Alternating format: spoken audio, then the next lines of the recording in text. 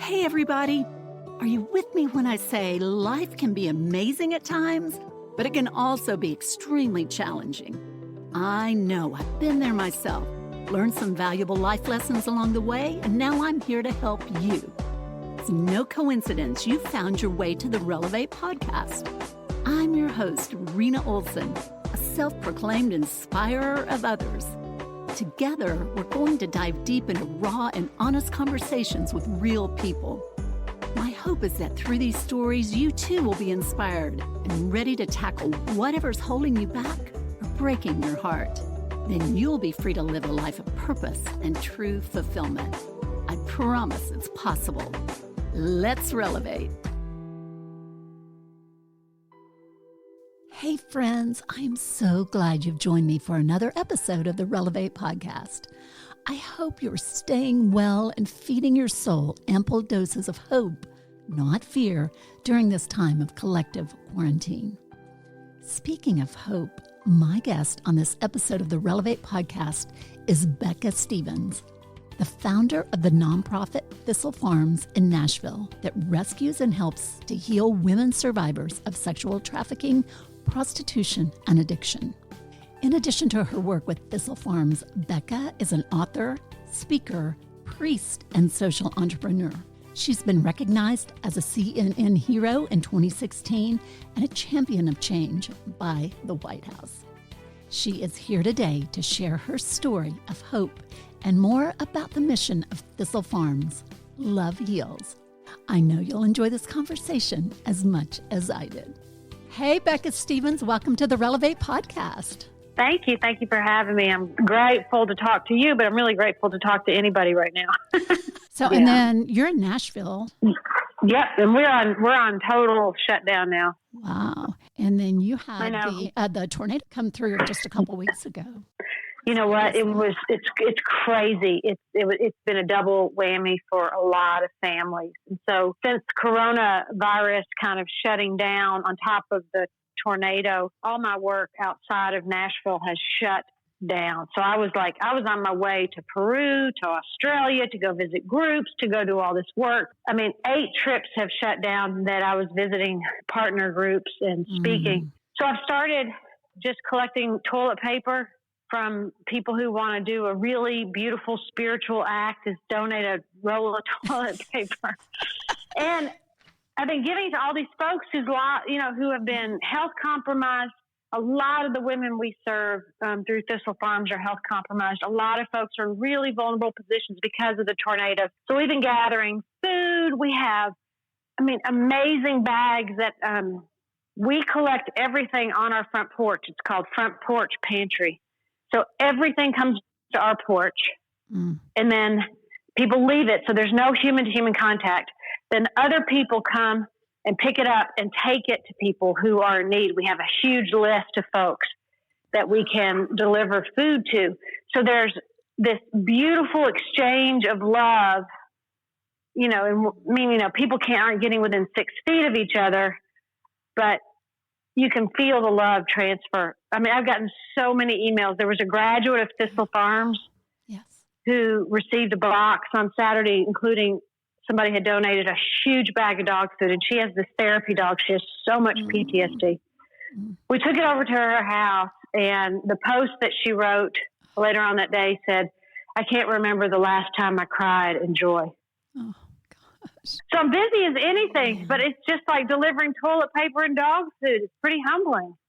Yeah, so amazing. So those supplies that you're receiving and then sending back out to the community, is that to serve specifically the people that you take care of, women impacted by sexual trafficking, prostitution, and addiction? Or is it really for anybody? It's primarily that, but we're saying the Thistle Farms residents, graduates, and friends. And the friends part is that so-and-so knows someone and they had just got over breast cancer and they just really can not get out of the house for corona.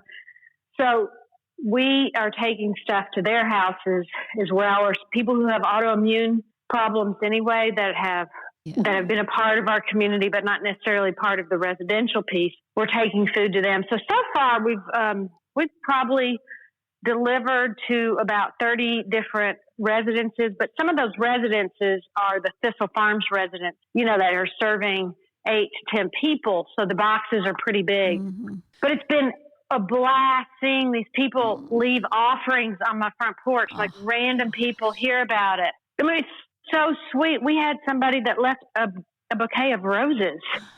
I don't know if they already had them at their house, but delivering those to somebody that is living alone, one of the graduates, it made my day. That is just a symbolism of those roses. I mean, that's just so amazing.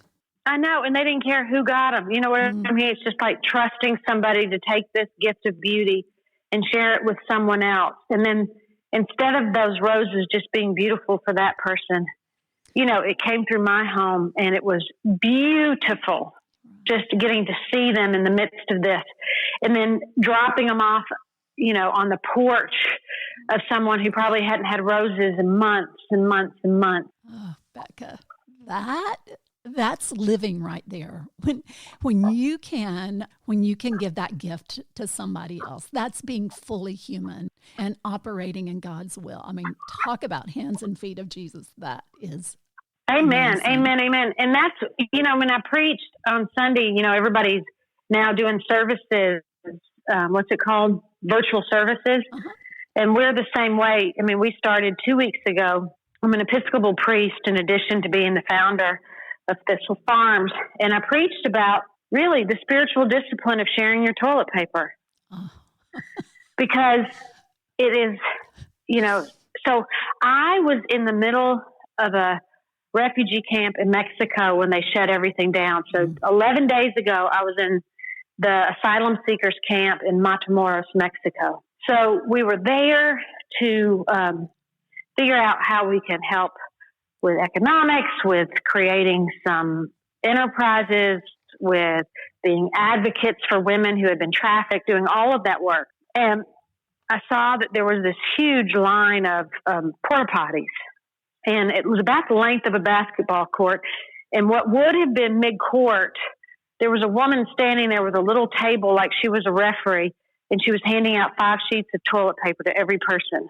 And I kept thinking, we have all these political, government-to-government arguments about immigration, all this huge stuff. And when you looked at that, it was but sometimes all you need is a little bit of toilet paper. Right. And families are struggling and they're trying to figure it out. Well, then they said, we can't come back in the camp because we had flown. This was the same night. They said, you can't come back in. You flew here and you can be at risk of bringing the coronavirus to the camp. And so we flew out. And when I got here on Friday, I had already missed the whole run on toilet paper. Mm-hmm. And I was like, God, you know what? We could have used a referee like that beautiful saint standing mid-court in the midst of that stench of porta potties, regulating it. And that's when I was like, I really do think when we share instead of hoard, yes, there is plenty, and we can do this work. Like when you're saying it's love work, it's the feet and the hands of Jesus. And that's when it was like, I am going to work on helping people share their TP as my new Lent. Who cares if I gave up chai lattes? Now it's time to share toilet paper. That's my new Lenten discipline. Oh, man. And, most of us living in the U.S., we have an abundance of everything. I mean, I could probably live out of my pantry if I had to for, if not months on end, weeks on end. We have such an abundance, but still our natural reaction is just to go get more, instead of hitting pause and saying, man, I got enough. I need to be giving this away so that my neighbors who really may be in need have some toilet paper. It's mindset. We just have to change the mindset. Well, here's the other thing, though. Here's what happens. This is what I've learned and over throughout the years when we started Thistle Farms, when we started, 3 or 4 other not-for-profits around the world to work with women. What I've learned is that when you start sharing, there's more. It's not that there's less, there's more. Yes. And I can't even talk about how, People were freaking out that we were starting to work with women who were survivors of horrific sexual violence in a refugee camp from the Syrian war. I mean, just awful stuff. And we started working with them. They're like, oh my gosh, there's going to be a riot because there's not going to be enough. And I said, women have been sitting around making things, being justice enterprise women forever. Yes. And it's a response to trauma for us to sit around and weave a blanket or have a sewing bee or whatever it is. We've been doing that forever. Yes. And we tell stories. It'll be okay. There's not going to be a riot. There's not this mindset of too much scarcity. And I said, let's let our mantra be, no matter what, keep weaving. Like, just keep saying that. Like, in the face of war, in the face of trauma, in the face of refugees. Because, there's a huge link between women refugees and human trafficking. Huge link for young women. Anyway, we kept weaving, and 2 years later, now there's 43 weavers in the camp, and there's 5 enterprises, and they supply buses for 1,800 people to go get their needs and see what, in Athens. And they've started this beautiful way of, the women, once they started weaving, they started sharing their gifts, because all of us want to be sharers. Yes. Refugees want to share things too. Yes. Yes. But once you start that mindset of like, we're going to share, then it's like, oh my gosh, you guys, there's so much more than we ever imagined here. Right. And talk about being in quarantine. It's when you're a refugee. I mean, most of us in America haven't really stopped to think about what that would really be like. Yeah. Yeah, I totally agree with you. And I think it's good to remember, it's like, these are really sweet times too, when it means something, like to give small gifts, to leave them. Obviously we can't see each other, but to leave a small gift for somebody at their door and just say, feel the love. That's it. Here's an apple, a fresh apple. Yeah. Know that I'm sending you love. That's it. And you are not alone. You are being I'm thinking about you today. But even a month ago, it might have been embarrassing to leave a loaf of bread or a roll of toilet paper at your neighbor's house with a note that says you're not alone. Yeah. They'd be like, what the hell is that? But now it's like this act of God. It's like, you know me in my need and you're with me. Because if you ask people, if you just call people and say, is there anything I can get you? All of us are going to say this. No. You're so sweet to ask. Yeah. I'm good. Thank you. I'm so good. But when somebody leaves offerings of saying, this is hard. Yep. There is part of us that wants to hoard, but I want to give you something. It changes the way people feel. It's radical. It's why Jesus always said, I want you to consider the grass and consider the lilies. He was in the middle of a revolution, and he knew, to consider this small, insignificant stuff was the revolution of our hearts. Oh, my gosh. Preach, sister.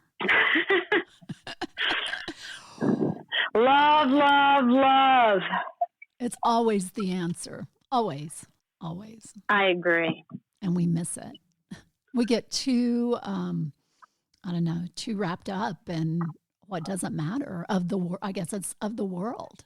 You watch the news for 10 minutes and you are guaranteed to be depressed and without hope. But we know better. Our hope does not come from the world. Yes. And here's the other thing I know is that since the time of Job, when the question is how long, the answer has always been, I'm with you. Yes. It doesn't, however long this is, people are asking that so much. Is it like, okay, are we on 2-week lockdown? Are we on a month-long lockdown? Do I still have to cancel my trip for this summer? There's a lot of fear. Yes. And I keep thinking oh my gosh, our loving, compassionate God keeps answering us. I am with you. Same as Job. Through it all, I'm with you. So it in some ways, it's okay for whatever the answer is of how long this is, because love, God's presence, Jesus is always, always with us, and we can get through it. Yes. So true. So true. And we can't say that enough. We really can't, because the message is not getting through right now.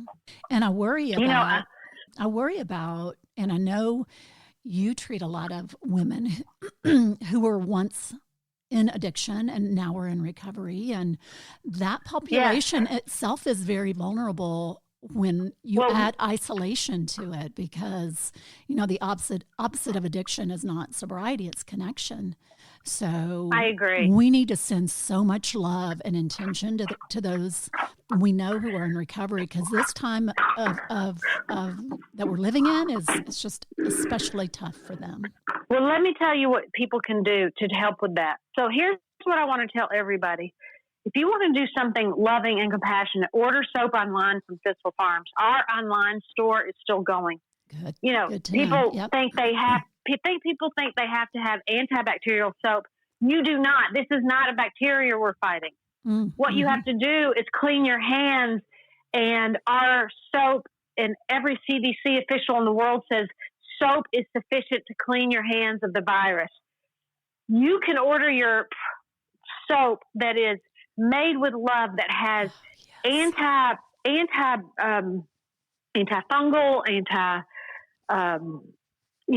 germ, lavender in it from Thistle Farms. Our shipping department is open. We are not short of this soap. That's something tangible you can do, and that is a loving, kind act. The second thing I will say is that we are connecting with each other every single day. We have made a point of everybody's on the phone with each other in our community, if they need to be. It's just an open Zoom call at 9 a.m. for anybody that wants to call in, so that no one is isolated as they're going through their recovery. So I just want to say to everybody out there, connect to somebody. Especially if you are in recovery or feeling alone. Just go on our website at Thistle Farms. We will have somebody call you. Do not be alone in this time while you are alone. Yes. The whole spiritual journey is a journey both about aloneness and connection. Those are both real things that we're all going through. So don't despair. Other people have gone through it, and they've made it on all through their lives on the other side. And so we got this together alone, if that makes any sense. It totally makes sense. And this will pass. This is a temporary situation we're in, and people just need to look up and know that we're going to get through this, and we're all in this together, and we just have to keep the hope alive. Absolutely. Absolutely. I feel like, people just every day need a beautiful little hope shot. Yes. What you got for me, Becca? Give me some hope shots. Yes, you are a hope shot to everybody that's broadcasting it. You are a lifeline to people, and I'm glad to be a part of it. The very, very saddest thing, though, is that I have, just so you know, I have less than 10% of battery on my phone. I'm so scared it's going to die. So if it dies, to everybody out there, if my phone dies, I did not hang up. I'm just, once again, disconnecting. Okay. I had no idea my phone was so low. That's okay. We can do it again sometime in the near future. Yeah, we got all day, right? Yeah. Okay, tell me something good that's happening at Thistle Farms. Oh my gosh, there's so much good news at Thistle Farms. We are building a new residence for women. Oh my gosh. We already bought the land, and we have the two beautiful women architects who are working on a design that symbolizes recovery. It's going to be done in an environmentally friendly way. And we're going to welcome new women in. Thistle Farms is a global movement for women's freedom. It started in Nashville 23 years ago, and we have been growing and growing. We have 50 sister communities. We have 30 global partners now. But we always have about 100 women on our waiting list. So what we're trying to do is both grow our national network, which now has 350 beds. But we also really need to grow it right here in Nashville, Tennessee. We have a beautiful sister community in Atlanta called Beloved. If anybody that's listening to you is right near there. Beloved. Love it. Oh my gosh. And that's really the best news. These are free services, free treatment centers, correct? Yes. So they're 2-year it's not a treatment center. They're 2-year residential programs offered to women who have histories of trafficking, addiction, and prostitution. They're offered at no cost, no authority living in the house. These are residential homes.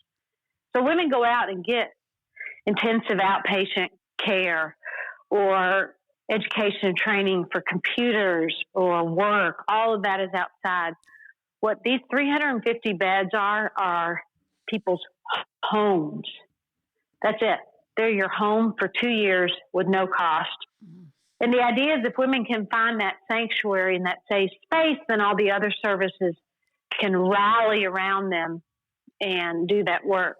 Yes. So amazing. So you started with one house in Nashville in 1997. Is that correct? And it was called Magdalene? Yes. And then it became Thistle Farms when we started making bath and body care products. Okay. And tell me how you landed on the thistle as your symbol. Well, it was really natural. It was crazy. It was like everywhere I went to go meet women who were on the streets, like in the alleys where they were turning tricks or sleeping or doing drugs, there was thistle growing. And then when I went out to the women's prison to go visit and talk to women up through the chain link fence, there was thistle. And I was like, man, that's the last wildflower out there growing in these very, very bleak places for women. And that's when I was like, I'm going to call it Thistle Farms, and we're going to make stuff that's so healing for the body and freeing for the mind, and it'll be economically empowering for the women. And you know, I kept thinking about how when Jesus was talking about the lilies and the birds of the air, he said, even Solomon in all his glory is not arrayed like one of these. And that scripture came to me while I was looking at those beautiful purple thistles. They are beautiful. They're beautiful. Even Solomon in all his glory is not arrayed like one of these. And they're strong. Aren't they strong like the oh my stem? Gosh. And... Do you want to hear a crazy thing is that, okay, so when we had the flood in Nashville, Tennessee in 2010, it was a week after we bought the building where we were going to manufacture everything for Thistle Farms. Gosh. And everything flooded. I mean, everything. And the lot around the building was, it was like one of those mud pits that people try to crawl through to make the Olympics or whatever it is. Mud run. Yes. Oh. And the only thing growing out of that mud mash pit was a thistle. It can survive a flood. Nothing. I mean, the whole earth moved and the thistle stayed. And then when I went to go visit the genocide in Rwanda back in 2008, so 12 years ago when we first started our global outreach to women, I went to the Genocide Museum and 250,000 people were buried. And on the edge all around where the memorial garden was, I mean they buried 258,000 people at this memorial. And all around the edge, thistles were growing. Oh, my gosh. Isn't that crazy? Did you just weep when you saw that? I was like, how does it grow through rocks? I mean, 250,000 people is like 2.5 football stadiums of ashes and decomposed bodies. And through that, thistle was growing. And that's when I was just, I wept. And I still weep because it's like there's so much suffering and there's so much love. Yes. And hope. And God's promise, you know, I believe he reaches down and communicates with us in ways we don't even understand, especially if we're not paying attention. And you're paying attention and you are out there working and just... I'm just so thankful for people like you that are, you know, because it started with your pain, right, Becca? Can you just tell us a little bit about the genesis of your story? Well, my father was killed by a drunk driver when I was 5 years old. Oh, Lord. And he was a minister, and the guy that was running the church where my dad was the minister began to sexually abuse me. I was almost 6 years old, and isn't it crazy? It's 50 years later. I'm talking about 50 years later. I'm 56 years old. You know, I have raised, I don't know, $55 million. I've started 7 not-for-profit organizations. And still, that is the tender part of the story. And so really what I want to say to everybody who has that history is that's always the tender part of the story. It's always the place that brings us, rightfully so, back to humility and courage. And for me, when I went through all that, and it went on for years, by the way. My last memory is I'm almost 9 years old, and it was started when I was 6 years old, so it's 3 years of it. And and for most kids who go through that, that's like the first one is just the first one. There's always then at that point you have that internal mark on you where other people prey on you. But anyway, you know, even after I got ordained, in my mind, I really had a lot more in common with the women who were walking the streets than the people that were pastors. Yeah. I had more in common with the women. I understood how the world worked through their eyes more than the eyes of these professionals. Yeah. And I had so much gratitude.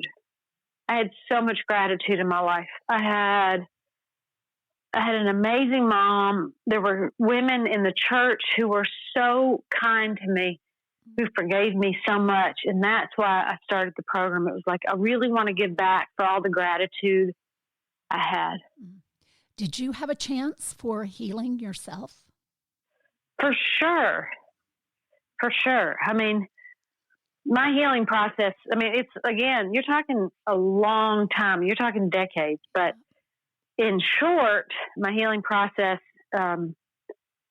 you know, and I think, again, I want to say this to anybody out there who's sharing that story, is that it's different in every stage of your life. It's not like you're healed and you never go back. It's a journey that you continue to visit and grieve and draw strength from. Mm-hmm. So, in other words, my healing process in my 20s was different than in my 30s, than in my 40s, and now in my 50s. Yeah. You know, but my healing process was everything from really doing this practical work of justice, of helping other people. That is very healing for your own life. Mm-hmm. It's also includes a lot of self-discipline. So, you know, I am a very self-disciplined person. I know exactly what I need to do to take care of myself, and I covet that, and I do that first because I know what I need for my peace of mind, and I go after it. And then it's, you know, a religious practice of prayer and reading and loving, all of those, you know, 7 fruits of the Spirit that we can exercise together. And then it's, you know, especially at the beginning, some really talented therapists who can walk you through the mental health parts of this. Yes. And in a safe way. You know, I haven't always done therapy, but in my life, there was a time where I really needed it. Mm-hmm. And when I went through that process with, a trained therapist, you know, they gave me some tools that got me through the next decade. Yeah, definitely. Well, I've never had the privilege of visiting Thistle Farms, but it's definitely on my bucket list. And I've seen some of the videos with the women, and they are so beautiful and so amazing. Just tell me a little bit about the women you serve there, Becca. Well, the women I serve have changed my life completely. Starting with one of the first 5 residents, a woman named Regina, who became the National Education director, she's probably helped 500 women come in off the streets and do this work. You know, I mean, she taught me so much about trusting that the Spirit will move in the right moments. She taught me that. She taught me that if we keep just doing the next right thing, the board of directors and the money and all of that stuff will follow if we just keep doing the right thing. She taught me that. So many women keep teaching me about, like, you know, resurrection looks like all kinds of things. We should expect but be surprised by at the same time that there'll be resurrection in our own lives. Mm. That was great news for me. We can expect and then be surprised by it because, you know, what I've learned through the women in the community of Thistle Farms is that when the Spirit moves in our life, it's always a surprise. Mm. It is always more abundant than we expected, and that it changes us so that we can never go back to the way we were. So good. And I love the fact that you have industry built into your nonprofit for sustainability. I mean, that's such good business practice for the organization itself, but then also to be able to create meaningful work for the women that are there. Let's talk a little bit about how important that is for those women to be crafting those beautiful soaps and lotions and how that heals them by doing meaningful work. Well, I just want to say that I never did this company, you know, for women. I did it with women survivors. Sure. So that it's not just that the women are creating the products. They're also the head of marketing. They're also the head of sales. They're also the head of logistics. They're also the head of manufacturing. You know, there are so many jobs where the management has become graduates of the program that then train and do all this work with/for other women too. Mm. So Thistle Farms has grown exponentially and continues to grow exponentially because of the leadership of women survivors. It's not that we grow and then help women survivors. The women survivors have been the reason it has grown, and I just never want to forget that. Yes. I never want to forget the debt all of us owe to the women who've come through the program and grown that company. But it's so important, partly because I think it helps just get time under your belt when you're in recovery from trauma, from drugs, from the streets, from prison, all of those things, to be busy. That is a helpful thing. Definitely. And so Thistle Farms is a place where you can get busy.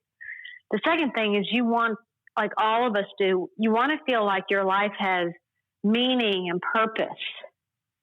And when you're a part of the Thistle Farms community and you're creating these products, it's like, oh my gosh, I am healing people. I am a part of something big. And I have so much meaning and purpose in my life, whether I'm making a candle or a body balm, anything like that.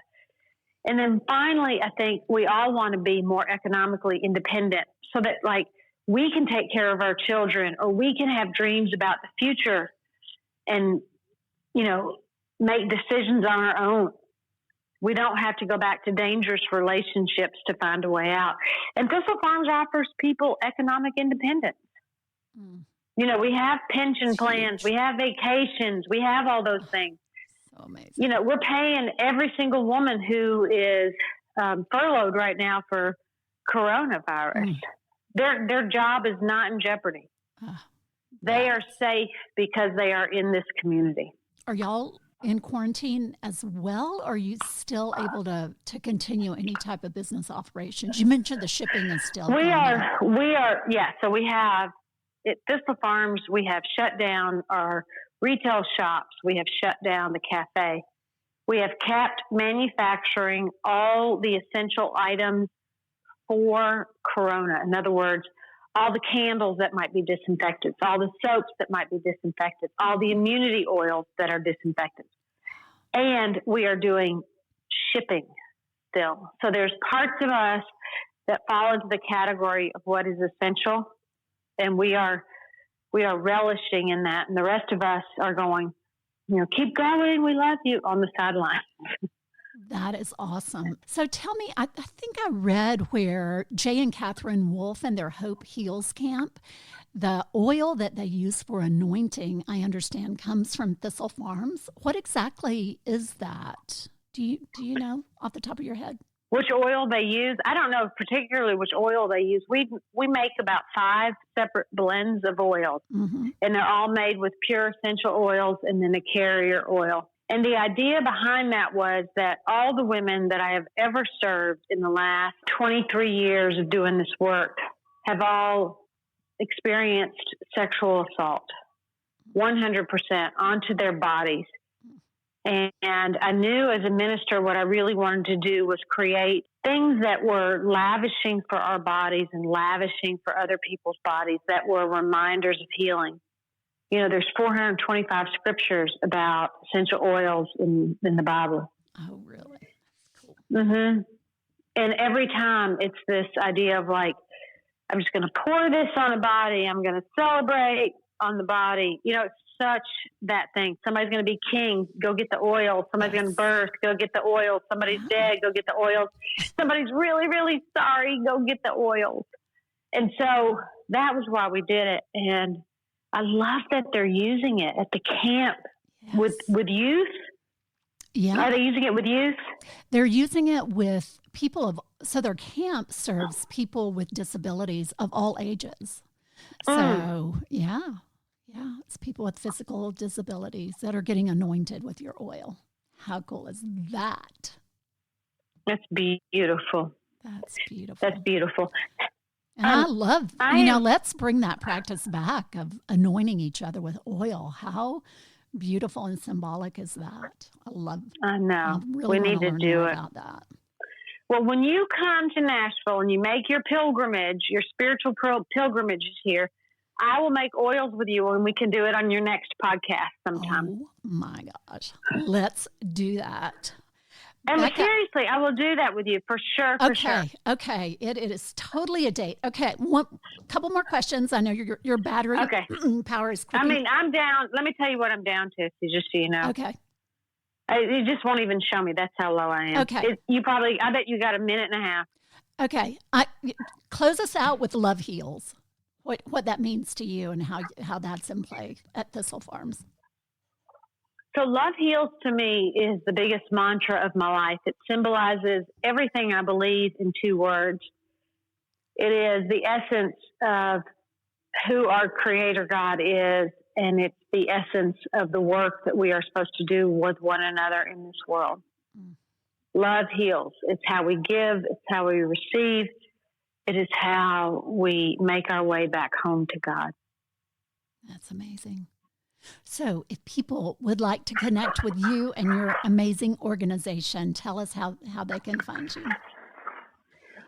It's easy to find us. We're thistlefarms.org. Just go on the website, thistlefarms.org, and you'll find all of us and all your needs right there. Oh, yeah. Let's buy some soap and some oil, people, and support this amazing organization. Becca Stevens, I can't wait to have another conversation with you. This has just been amazing. Keep up the great work. Keep preaching, keep loving those women, and you're just keep shining, sister. Love, love, love. Bye. Bye. Talk soon. Thank you so much to my guest, Becca Stevens, for appearing on the Relevate Podcast. Y'all, go visit their website and buy some of the products. That's a great way to support the mission and get some really beautiful and fabulous products. I had an order arrive yesterday with some essential oils that are seriously heavenly and some lavender body butter that is, it is so good. So to connect with them, the website is thistlefarms.org. Y'all stay safe and be well and keep listening and loving on each other. I'm Rena Olson, and this is Relevate.